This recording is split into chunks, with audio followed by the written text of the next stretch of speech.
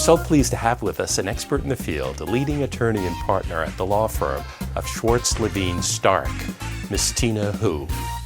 Welcome, Tina. Thank you, Joe. It's a great pleasure to be here today. So once an offer is made by the buyer and accepted by the seller, the agent prepares a deal sheet, and that deal sheet is then furnished to the parties and their lawyers for the negotiation process to start. Can you tell us a little bit more about that, Tina? Sure. Once an offer is accepted and the deal sheet is furnished to both parties' attorneys, then the seller attorney prepares the proposed contract and send it to the buyer's attorney, and the buyer's attorney will review and negotiate. Usually it takes a couple rounds of negotiation between the contract can be finalized. And these negotiations can get a little protracted, and we run the risk of the loan commitment expiring. I'm currently in a situation like that, so it's important to keep this on the rails and moving quickly as best you can.